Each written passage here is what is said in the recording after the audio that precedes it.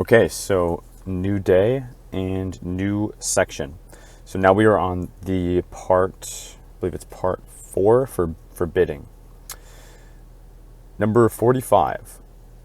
And guys, these are all over the place because I've got a lot for bidding, so just, let's take them one at a time.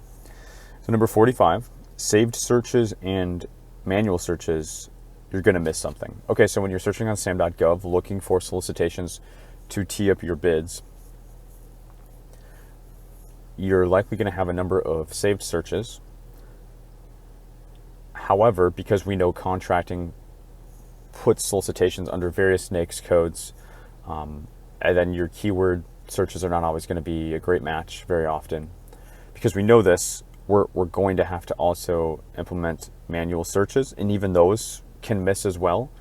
But I want you manually searching through, more of the generic codes. So, for example, search by the first 3 digits of the NAICS code so that you're more in the base code. And if you go into sam.gov, I can't pull it up right now, you'll see that you can, for IT or for logistics and transportation, they have the shortened version that's going to pull more. So I want you searching both because you're going to miss something, because once again, contracting is putting these procurements and solicitations under and using various methods, I guess.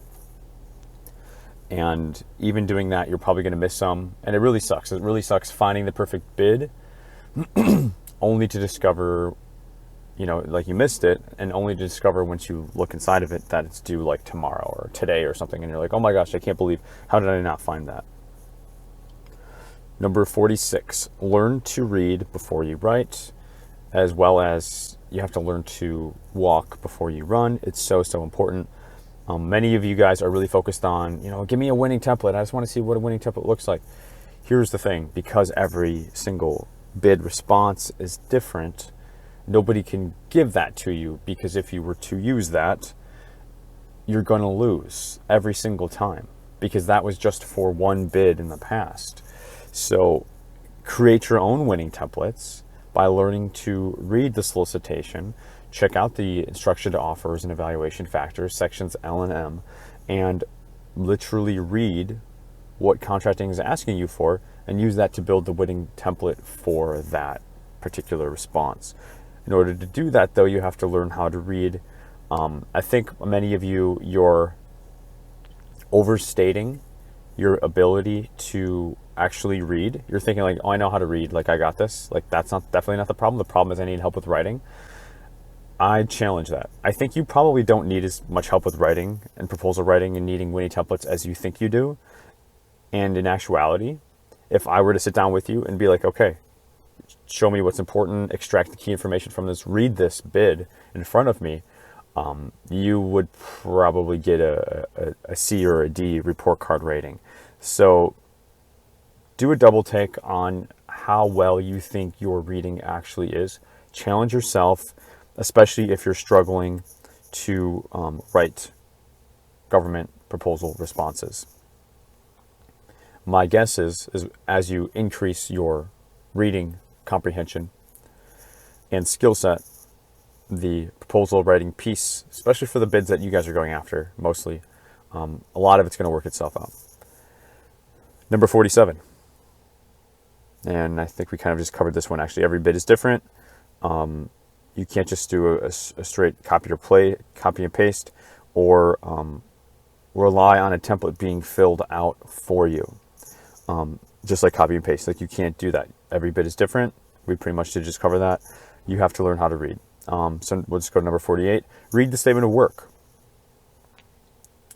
Reading the statement of work. So we're talking a lot about reading right now. So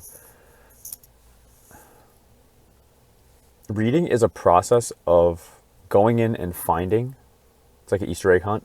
You find something specific, you extract it, you put it to use, and then you go back in and you find something else. These are lengthy documents, 30, 50, 100 pages, multiple attachments as well. When you look at a section like the statement of work, it's going to be either included inside the solicitation or it's going to be attached separately and named separately. you're going to be coming back to that thing a number of times because you're going to be looking for different items. You're not just going to open up the statement of work and read page 1 and go all the way through page 20. You're not going to do that.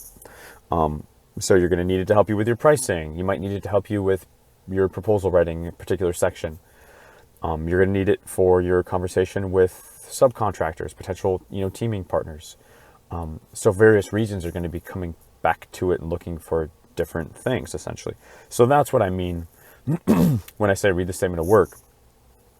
It's also the same process when it comes to reading the solicitation sections as a whole. Number 49, understand the regulations in your contract. So you're going to have most solicitations somewhere around the middle. Okay, you're going to hit like wage determinations. If that's included, that's going to take up a number of pages. And you're going to hit a number of clauses, regulations, FAR clauses, with the different numbers and the little different, the boxes next to them, or just the lines next to them, with an X or a check telling you that they apply. And then many of them will be blank, indicating that they also are not applying. Every single one of those individual clauses that are indicated to be included in your contract, you are technically supposed to understand. I mean, you want to understand them. Many of them are common sense, like ban text on driving with your employees. Okay. Implement that somehow in your contracts that where you have contracts that are driving, so that they can't text and drive, right? But then there's other ones like limitations on subcontracting. If you don't know what that is, we've already mentioned it once in this video. You can go and look these up. Copy and paste it into your search engine, and it'll take you to Cornell.edu, acquisition.gov, the ECFR, Electronic Code of Federal Regulations, right? There's various credible sources. Those are 3 really good ones that I recommend. And just try to understand what they're saying. They don't typically give you too much jargon for these specific clauses, typically. So you should be able to go over it a few times to make it make sense. But you want to do that. And the good news is the more you do that over time, it's going to be the same ones, or the same ones are typically more or less going to apply. So just let this be a ongoing thing where you're checking those. And if you get a new one or a new few, at the beginning, they're all going to be new, but look them up. If they're not, as intuitive as, ban text and driving, look them up, see what they mean. Because if you do win the contract, you are bound by that clause. Okay, so it is important. Number 50, learn the difference between best value and LPTA. So when it comes to evaluation criteria, how the winning bidder will be chosen, there's various methods. 2 of the most common methods are either a lowest price technically acceptable method or a best value trade-off method. I break it down very plainly for those of you who are like hearing that for the first time. I break it down very plainly just to say that lowest price, they are looking at the lowest price, but that means you have to be technically acceptable first, which means if they're asking for past performance, which means if they're asking for resumes, if they're asking for something, that's going to allow you to it's like a pass fail. If you have it, cool, you pass. If you didn't, you failed. They're looking at that criteria first. They won't even look at your pricing to see if your pricing is lowest price until you passed that first initial round of technical acceptability. Only then will they evaluate the remaining bidders for the price. And so those who pass it, and say there's a few left, 3 left, amongst those 3, whoever has the lowest price then, who that is technically acceptable, they're going to stop and say, okay, they won. More with best value or best value trade-off, it's going to be price factors and non-price factors that are going to be considered, and those can also be weighted differently as a trade-off. So contracting can be evaluating technical, they can be evaluating past performance, and they can be evaluating pricing. Typically, those are the main, core three that we find at a high level. Within those, we can have factors, sub-factors, or broken out across various volumes, where the weighting will be, proportional with that. And in those instances, past performance may be very highly rated. Your technical response can be very highly rated. Technical and past performance could be more important than price. So we're seeing a trade-off between these different variables, right? It doesn't have to be all about price. And I dare say, when they are using a best value evaluation factor, very often it's not going to be the price that's the most important thing, because this is either high dollar value, it's a high visibility contract, it could just be something that's really important. Meaning contracting does not want this messed up. They're going through the extra scrutiny. Okay, they're going to take the extra evaluation time, the additional source selection procedures behind the scenes for the bids that were submitted, to really drill down and to really choose who they think is going to be most advantageous to the government. Okay, so we have LPTA, we have best value here. Knowing that these are totally different strategies, us as a prime contractor, a bidder, we need to know what strategy they're using, because if it's just pass fail, or like they're putting a lot of weight into very specific things, it's going to dramatically affect the proposal that you present, and it's going to affect your strategy that you have to win. May even affect whether or not you want to bid on the contract, right? Because you may say, hey, I'm not going to be strong in this area, so no bid. So this is something that's very important. I'm including as part of the bidding section for this reason. And relating to reading and going in and finding information, this is one of the main pieces of information early on when you're evaluating a bid, to even invest time into it, that you want to be looking for to see, is contracting using a lowest price or a best value procurement strategy. Number 51, don't be afraid to ask questions. The better the questions, arguably the better the answers, but it depends. If the answer is just in the solicitation and you're just not seeing it, contracting is going to say, refer to solicitation, like it's in there. Like if they told you who the incumbent was, and you're asking who's the incumbent, what's the award value? And it's in there, or it was already answered in a different RFI, and you're just like not doing a good job reading, or hey, you're human and you missed it. It happens to the best of us too. They're going to kind of bounce that back to you. But always ask questions. Don't be afraid to ask questions. Many are afraid if I ask a question, I'm going to look green. I'm going to look, it's going to hurt my reputation. It's going to hurt my chances. It's not going to hurt your chances. Asking questions has no bearing, even if it's the stupidest question, has no bearing on an actual proposal evaluation. Okay, it's actually reverse. Those who don't ask the questions, they're the dumb ones, if they have them. If they have questions, they're not asking it, they're the ones that are dumb, because your proposal is going to be lacking. Okay, and then you're probably just going to waste your time because your proposal is lacking, you're not going to win. So don't be afraid. Ask all the way up to the Q&A deadline. After that, you can't ask. But you, and if you're working with teaming partners, subcontractors, guys, ask questions and then submit them in writing to the contracting officer or the specialist, whoever is on your contract. Number 52, when you're first starting out, I recommend at a minimum to give yourself 2 weeks response time as a beginner. So if you're looking at doing one of your first bids and it's due like in 6 days, I would just hard pass. I would give yourself the extra time. Unless it's like super, super easy, of course, take this with a grain of salt. Or you're just providing like price only. But typically, I like to see at least 2 weeks response time. If you're a beginner, you're going to be needing to get pricing, more than likely. You're not going to have a lot of proposal library built up for your company, so you're going to be creating a lot of things from scratch, right? Unless you're using templates or something to work with, which can be great. So just give yourself 2 weeks. Don't put that pressure on yourself. It's going to create a impression in your mind of this being a rushed unpleasant experience, and then that's going to become an anchor point for you for all your future bids.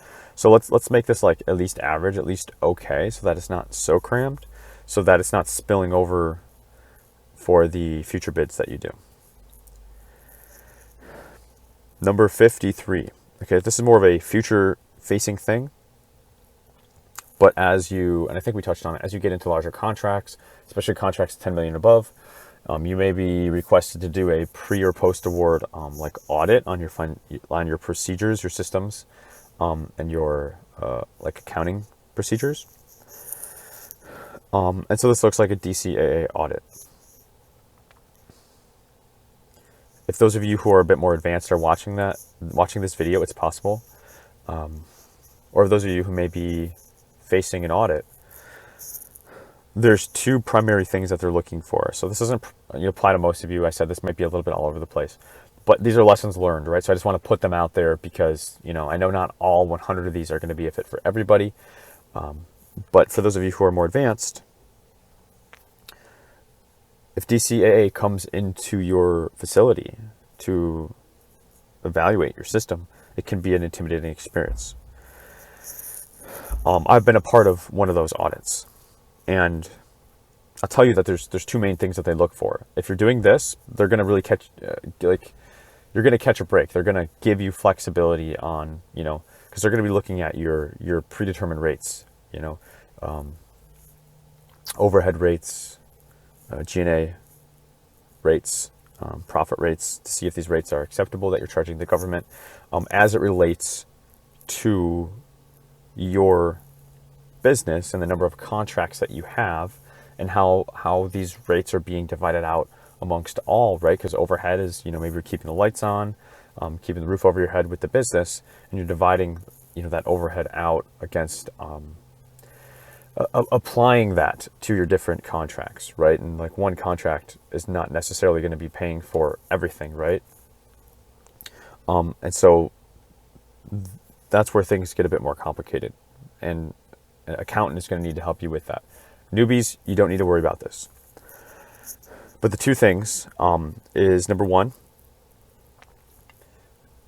the way that you are accounting for things. Number one, if you are consistent, okay, in terms of the accounting procedures that you're using, cash basis, accrual basis, things like this. I'm not an accountant, but you need to be consistent. Like, are you doing a fiscal calendar year or a more traditional calendar year, right?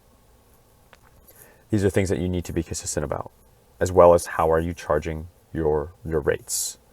How are you calculating direct, indirect costs and expenses, right? This all kind of goes into it. If you're being consistent, you're doing it the same way over and over again, that is good. That is a good thing. They don't like to see you, DCAA does not like to see you changing things up, because then you're not accurate. But if you're being consistent, they may be like, okay, tweak it, or let's recalculate this, and then consistently moving forward, start using this, right? They can work with those who are consistent. So be consistent, number one. And then number two, really important thing, they really, really like it, right? Even if you're missing the mark, it's okay. They really are there to help you. But number two is, are you documenting it? So this helps to be consistent, but do you have a documented process of how you are approaching all of these things that I've touched on? They really like that, because then you can also just tweak the documentation as your system begins to expand and evolve, as your business expands and evolves, right? So will your systems. So the two main important things, if you ever come into a DCAA audit, remember this: you want to show them that you're being consistent, and you want to show them that you have something documented. Like literally, I would literally print it out and put it by the computers. Okay, number 54, kind of coming back to earth now. In my opinion, starting out, you don't need to respond to source of sought notices if you're trying to play the numbers game with bidding. You get this question a lot. Derek, should I be responding to source of sought? We're going to cover it. The 4 stages of a bid, we'll cover it soon, but we haven't yet. So the first stage of a bid is source of sought notice. It's a form of market research that contracting is doing, to say, hey, we're going to have a bid out in the future when we're trying to gauge interest. Are small businesses interested in this, or do we need to open this up to unrestricted large businesses, for example? Or within the small businesses, are we receiving like a lot of interest from woman-owned, or veterans, or hub zones, or 8As, right? So during the market research stage, sources sought notice contracting posts this, and they'll be asking for you to typically provide two things. Number one, some sort of tailored capabilities of your company. It's a tailored capability statement. And number two, you're going to answer to some specific questions. Now, these questions are not necessarily going to inform as much about what your company can do like it would in a proposal, but instead it's going to give contracting an overall feel of how bidders are showing up and their understanding of this at a beginning high level to know how to fully flesh out the future facing solicitation so that it is a successful procurement and that they're not like missing the mark on this. So it's kind of like a, hey guys, what do you think about this? So then the reason I don't think that if you're focused on bidding right now, I'm not saying I don't think everybody should respond to source of sought notices. No, I think the more contracts you get under your belt, you're able to open up your timelines and you're able to look further in advance. And sure, it makes sense to help shape the requirement at that stage. But if you are doing this and you haven't won a single contract yet, and you've got bids that you're finding that are literally due over the next 2 weeks, that meet our minimum criteria and that meet your bid no bid criteria, we have to go back to what I said about priorities and revenue generating activities. Responding to a source of sought is not going to win you a contract. It can't unless you're doing some sort of 8A sole source type strategy, which is a whole different universe from most of you. So for those of you who are bidding, responding to a source of sought is not going to result in an award. It cannot. It's going to become a solicitation.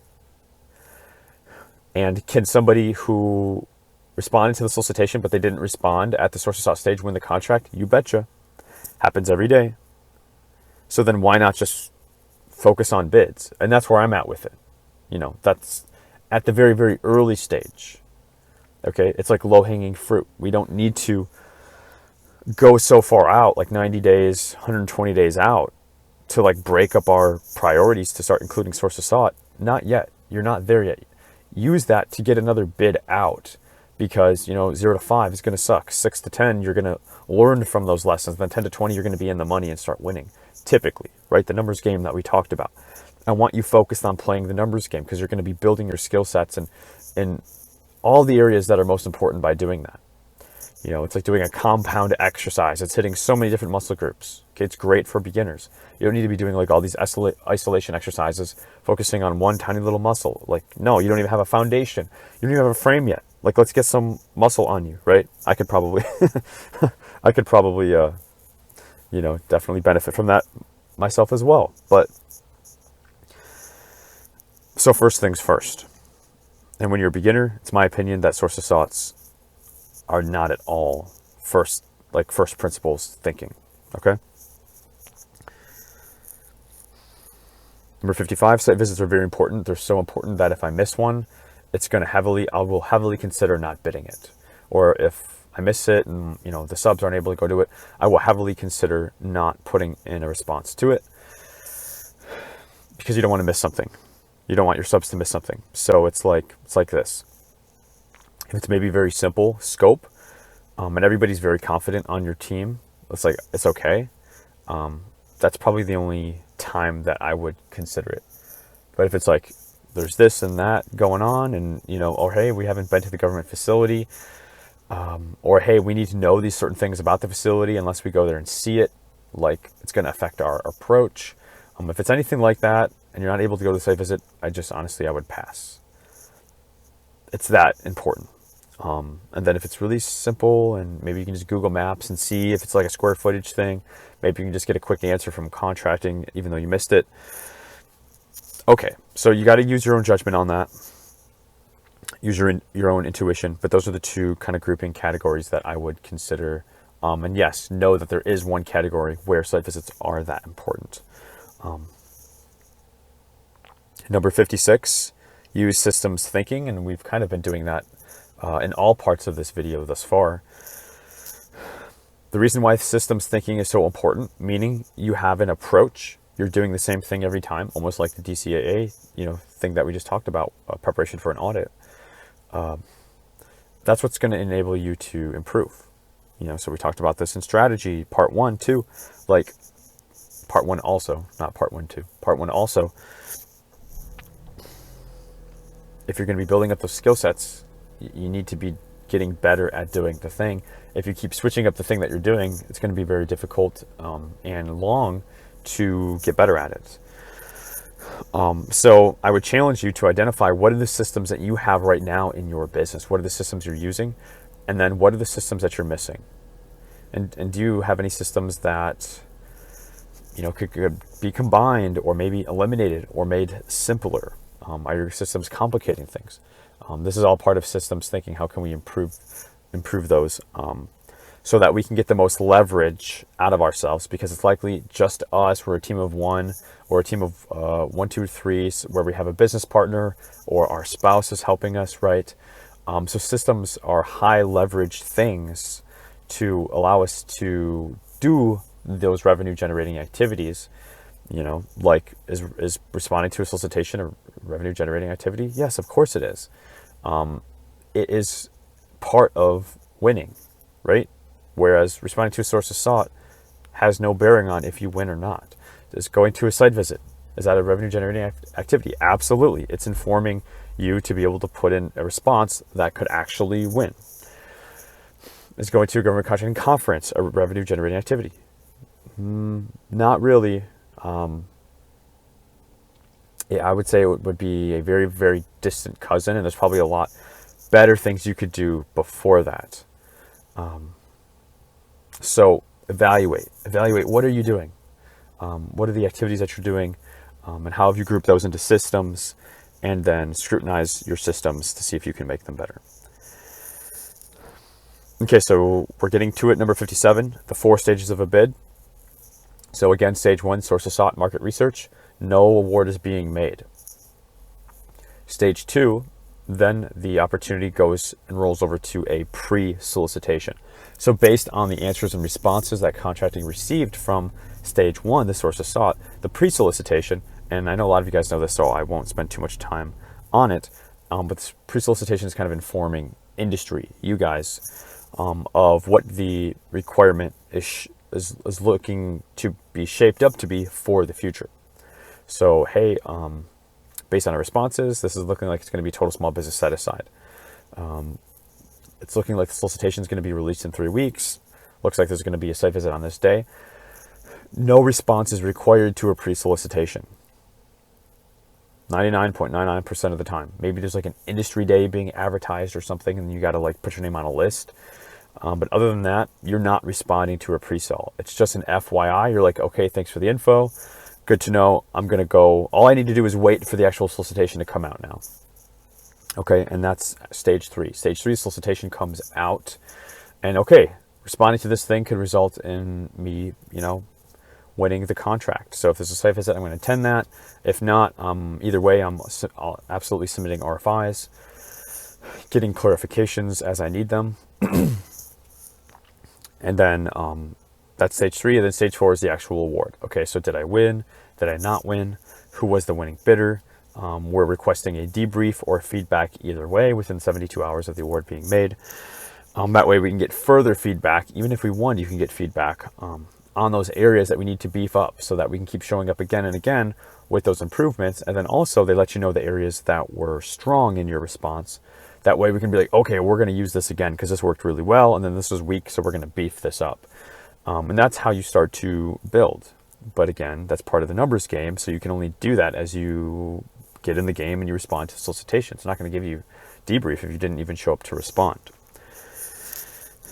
So those are the 4 stages of a bid. Source of sought, pre-sol, solicitation, award. Very important. They are sequential. They don't skip around. Know them, write them down, memorize them. Number 58, reps and certs. I wish I knew this earlier on, but reps and certs, it's around 15, 20 pages very often in solicitations. And very often they will ask for you to fill those out, representations and certifications, and include those with your proposal response. I have a video on our channel, YouTube channel, where I show you how to download those. It's called your FAR and DFARS report.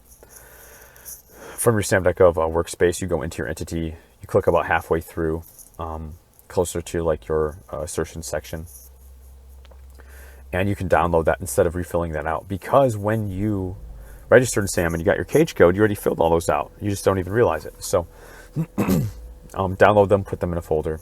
And then the second kind of hack is on the first page of where your reps and certs are located inside the solicitation. Check for this, read for this. It'll say, it doesn't always say, but it will often say, if your sam.gov account is current and your reps and certs are already complete, you just need to acknowledge this page, and then that's all I need. So then you just kind of extract that one page. If you see that jargon in there, sometimes it's a checkbox. Other times you may just have to like put a signature on the page to kind of formally acknowledge it, and say, hey, like they're current. We attest to this. We recognize this. We acknowledge this, and then including that with your response when they're asking for reps and certs will suffice. Like I said, I've got a video on that on the YouTube channel, so just check that out. Just search reps and certs on my channel. Number 59, markup and pricing. Okay, a lot of you get geeked out about pricing. Pricing should not be different than what it is in the commercial space. The government doesn't have deep pockets. Remember, we already talked about this. So all of a sudden looking for some elusive equation. No, especially for the contracts that you're looking at where they're not asking you normally to separate G&A, overhead, getting into all the rates again. They're not. Okay, they're typically hitting you with a Excel sheet that's already formatted that you just have to fill out, and you can ask them if you have questions. Or they're hitting you with price and cleanse with base and option years, and they're breaking down the different tasks. Then you have to price to those, and you're just including your profit and your markup in those final numbers. Okay? And then you're giving it, and that's all that you're typically doing. The true base price and expense, especially if you're legal middlemaning, should not be different than what that scope would cost in the normal world. Why? Because contracting is like we talked about with the subs part. Contracting is calling around and getting their own pricing. They're calling the same people that you're calling, so they know what the actual cost is, and then they're giving you a additional range for your own profit. Very often, an acceptable range, right? Okay, so what's an acceptable additional markup? For services, it's going to be somewhere in the competitive range. It's going to be somewhere between 10 and 25%. You can go lower than that. You can go higher than that if you want. But it's just kind of a gross range that applies to most. And it also varies a little bit for lowest price contracts versus best value contracts. Lowest price contracts, margins are going to be a little bit lower to be competitive. Best value contracts are going to have a bit more leeway. Okay? So don't get so geeked up about it. Use common sense. Keep it simple. And a few of those guidelines that I just gave you, it will keep you on the path that you need to be.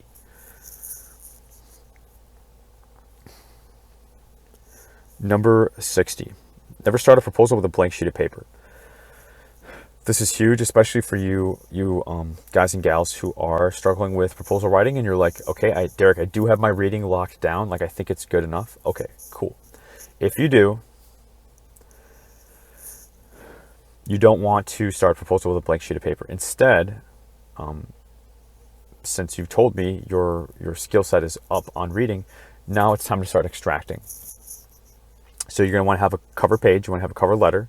You're going to want to have a table of contents. Okay, so that's going to make up your first probably 3 to 5 pages. If they're giving you a very strict page limit of 5 to 10 pages, you can cut all of that.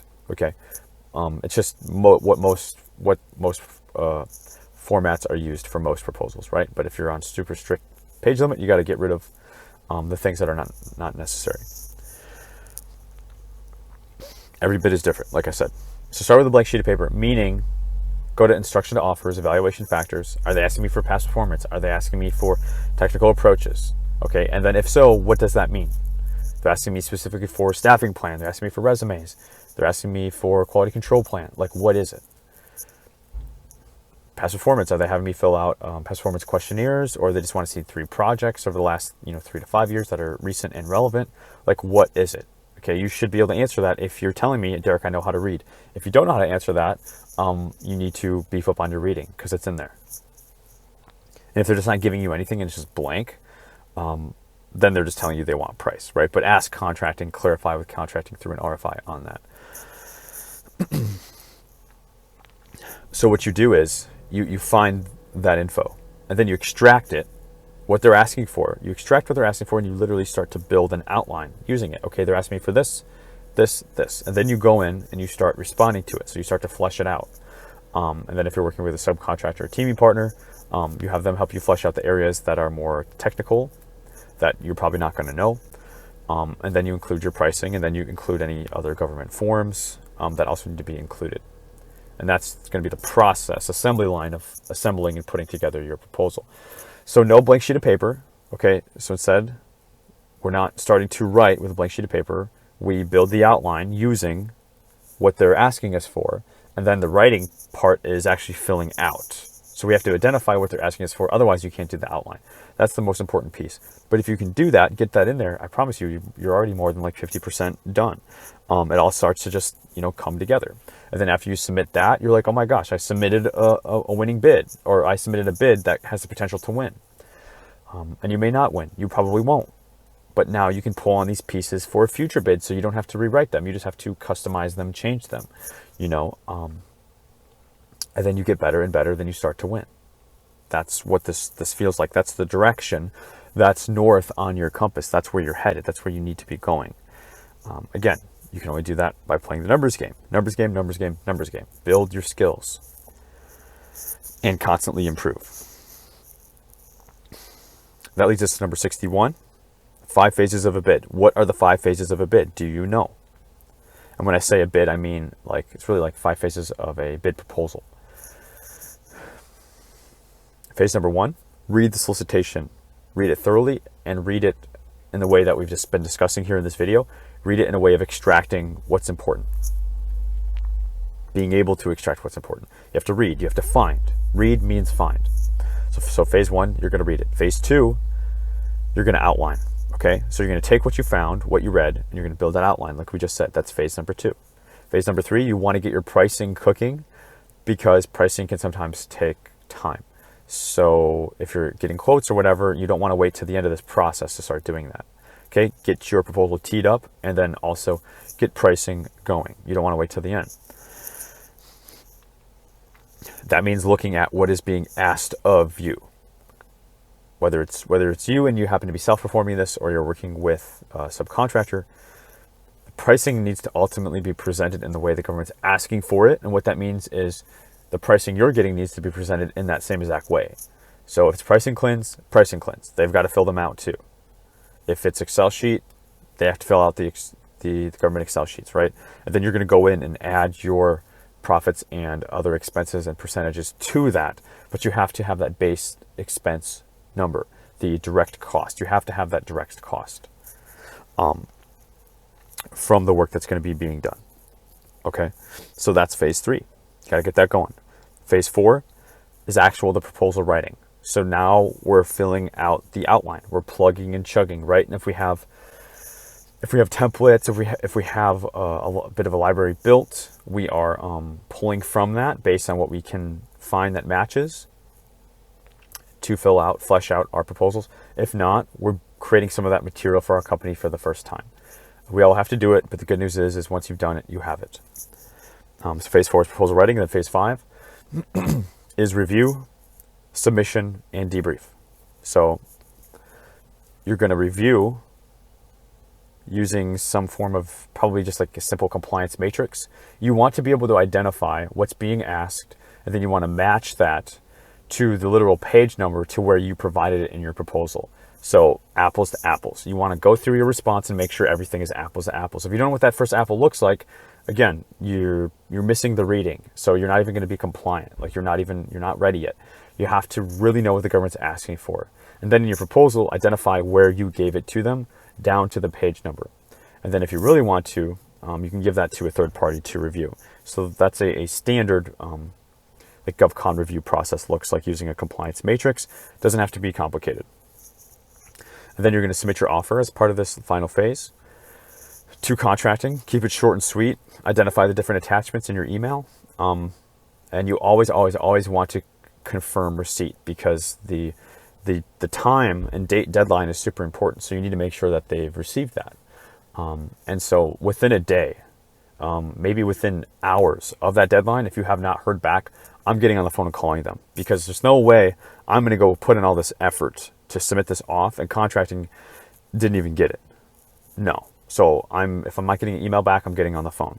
If I don't hear from them that day, I'm getting back on the phone the next day. Like, I'm bugging for a few days until I get relief in this area. And I definitely know that my offer is up for consideration. It's a little bit of extra effort for all the effort that you put into it. Don't skip that step, because they'd be like, no, they may say we didn't get it. And then also within 72 hours of the award being made, you're requesting a formal debrief, as we talked about, to identify the strengths and weaknesses of your offer. Okay, so 5 phases of a bid: read, outline, price, proposal writing, and then review, submit, debrief. That's a great skeleton for you to move forward with and feel confident about. You don't have to reinvent this. And guess what? Each one of those can be a system that you can improve upon. Number 62, we're plugging along here. Don't have negative pricing cleanse. Okay, so bit of a story. Hope I'm not making too much noise moving the microphone around. I'm trying to be aware of that. My apologies. Don't have negative pricing cleanse. So just keep it in mind. Company that I used to work for, overall, just as an example, we had a heavy equipment rental. Maybe some of you found the video. It's like the $1 million contract, my first $1 million contract that we won, ended up being almost a nightmare. So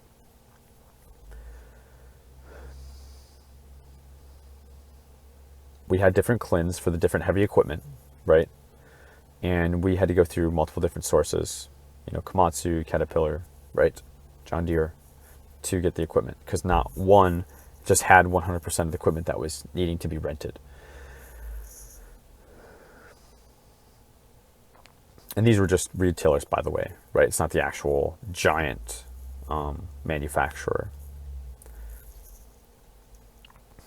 Overall, our pricing CLINs came out well above, right? Well above zero, quite profitable. But certain equipment, we technically had to take a loss on it, because the original equipment we submitted, contracting said that it wasn't equivalent, so we had to go back and find something else, and that something else was more expensive, but the contract was already awarded. But we were like, okay, it's okay, because these other CLINs are more profitable. So it's like these CLINs were a little bit not profitable, like a little bit in the red, but then the other CLINs made up for it. But then what happened was these negative CLINs, they were optional. So, as well were the profitable CLINs. So then over this rental period of months, contracting didn't execute fully the positive options, and then they more executed the options that we were in the red. So it was like, oh my gosh, and it was the first time where we're like, oh my gosh, are we going to lose money on this contract in a really bad way? So I get having to spread the money out. I get it, especially as contracting get a bit more interesting. But just keep all of your pricing CLINs in the positive. Don't flirt with that. Just keep them in the positive, because no business is better than bad business. And this is something that we could have fought back on and said, okay, well then no, we're not going to take the contract, right? Because it was awarded. We could have, and it would have been fine. We wouldn't have been terminated or anything like that. They were going to give us the opportunity. but we went ahead and we chanced it. So just be really, really skeptical about chancing things like that. It was a lesson that we had to learn. And whether you're in that exact situation or not, maybe you're just putting together your proposal and you're like, hey, I'm going to make these cleanses really, really profitable, and these other ones, are just going to be zero or negative. But it'll be fine because overall, like, we're going to be very profitable. Don't do that, because you don't know what could happen in the actual performance of the contract. That was a very big, scary lesson learned. Yeah. Number 63, build your library. We've been touching on it, but think of, as you play the numbers game, you respond to proposals or respond to solicitations with proposals, right? You're building your library. So I know it can feel kind of painful, monotonous, especially if you're not like a writer, building these things out. But as I had already said, the good news is you get to use this again and again, and maybe not exact. You might have to tailor it, of course, but you've got something. And then especially if you get debriefs and they're like, this was good, that something is good. Or, if they said it was weak, you can enhance it, you can buff it up.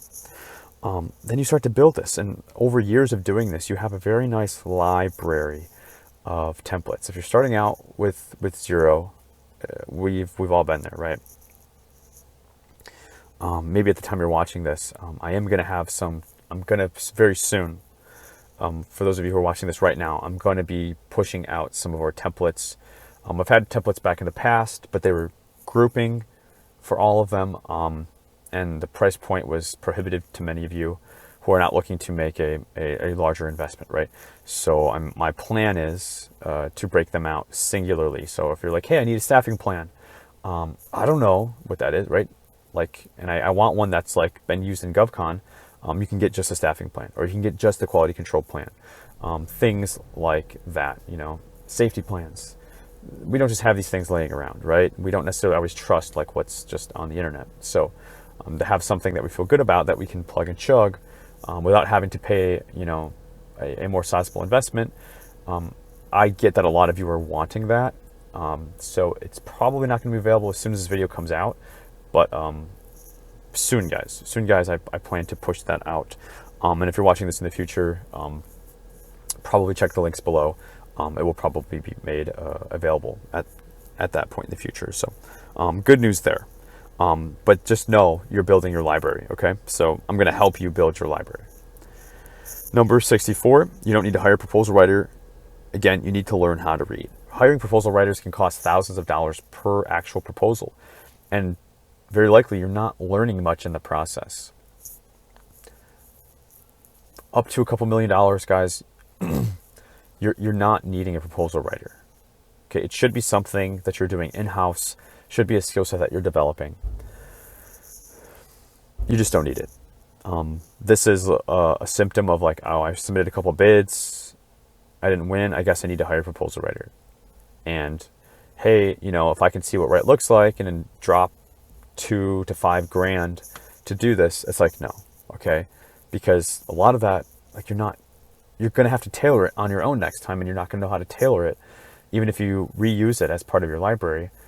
So just learn to do this. You need to learn to do this, or you need to have somebody on your team as an employee, or who is a regular part of your company who is learning to do this. You do not want to outsource proposal writing up to this level. Okay, if you're looking at 10 million and above, fine, because you're going to be looking at contracts where that investment can pay off, but you need all the profit that you can get right now.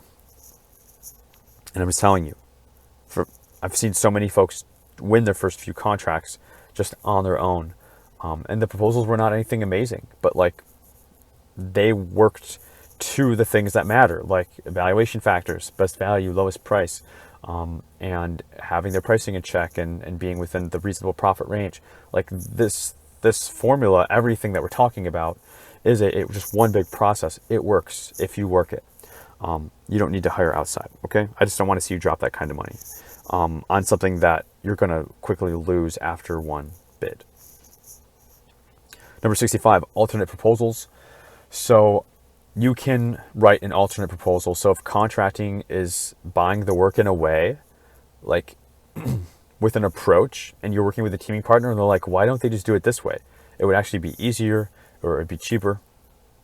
The way alternate proposals work is you have to submit two entirely different proposals. If you find yourself in this situation, the alternate proposal could be your differentiating advantage that wins you the contract. But you have to provide contracting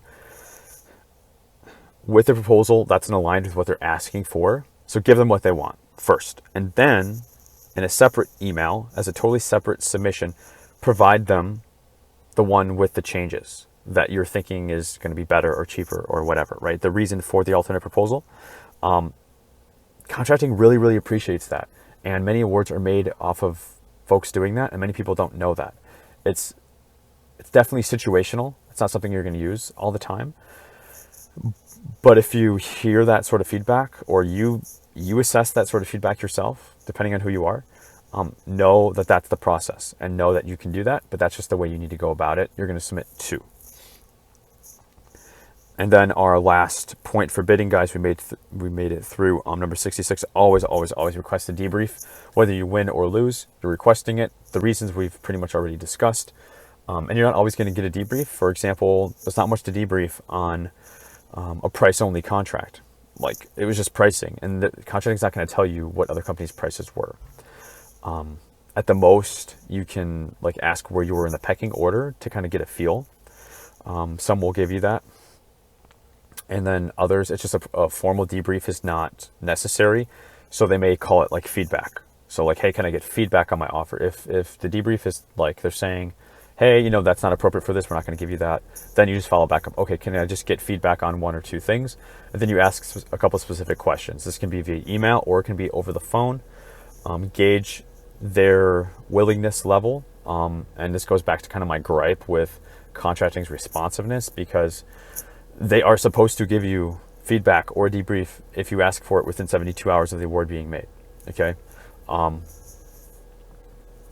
Just not all of them are willing. Some are great. Some very much are, but it's why it's a gripe. So be your advocate, fight for it, because you put all that effort in. You at least want to know what was good and what could be improved.